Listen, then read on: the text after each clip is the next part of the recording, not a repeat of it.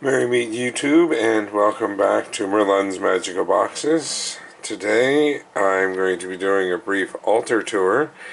Since I've moved and I've now reset up my altar, I thought it'd be a perfect time to give you guys a quick look and show you how I've set up my altar. Now this is going to be my basic working altar.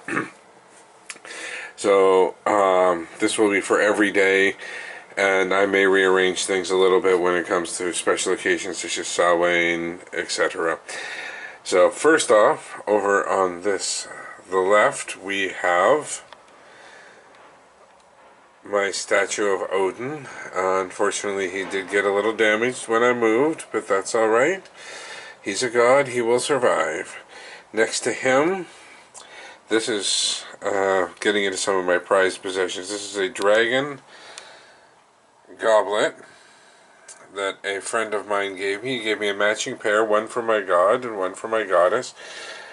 And he also gave me, I'll show you here, a set of 2 coasters with my family crest on them. One for each of the goblets, so that I thought was really cool. As you'll notice, as right here, dragons play a prominent role in my altar. I have a few of them on my altar. So we've got my dragon there, as well as this is a chalice that was given to me by another friend online, and I think it's absolutely beautiful. So that's the chalice I use. And behind that we have a painting that was done by Capricorn Moon. So just to remind me, I think of the Tree of Life whenever I see that. So down here we have my one of my cauldrons, and I got a little bit of incense going in there, just finished off. Here we have, I'll get down so you can see it a little better, a wax melt burner that I use when I want to do that instead of incense. Now over here we have one of 2 candle holders that I use for meditation candles. Now moving more towards the center, we have, this is how I mark the 4 corners and the spirit. So the 5 elements: earth, air, fire, water, and spirit. Once again, there's the dragon in the center, and if I can do this without burning myself, we have the pentacle right in the center, and that is a gemstone that was given to me by a friend of mine at work. Then we have my crescent moon bell, also under a pentacle tile, on top of a pentacle tile. My smudge stick waiting for Samhain. And then we have my charging altar tile here. Before I move on, I'm just going to show you one other thing that I missed over here, which is this little guy. You may recognize him from one of the subscription boxes. It's a seal. And I have that on my altar as a reminder, as a remembrance, since I grew up in a fishing village on the East Coast, and although I'm living on the West Coast, that keeps me reminded of home. So down here, this is one of my prized possessions. This is a handmade athame that was created for me by a dear friend in the States, and they sent it to me, and the energy that comes off of this is just phenomenal. I'm really looking forward to working with that.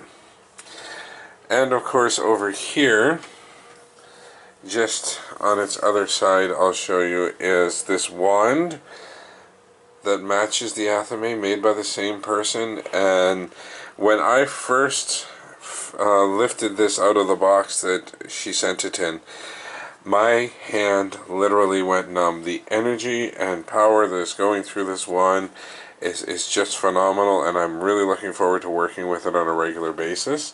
This is going to be my wand for general purpose use, for general magic. So I'm really looking forward to that.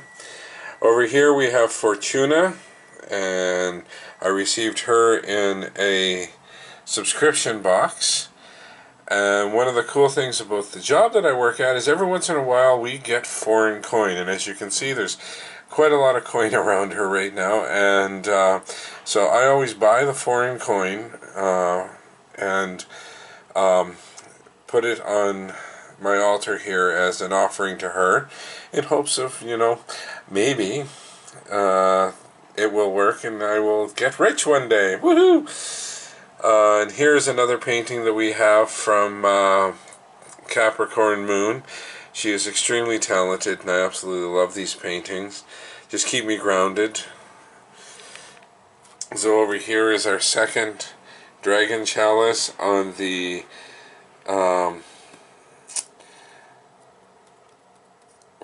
coaster with my family crest on it. Then over here is my goddess, and oops, she's currently guarding my coffee. Thank you, Freya.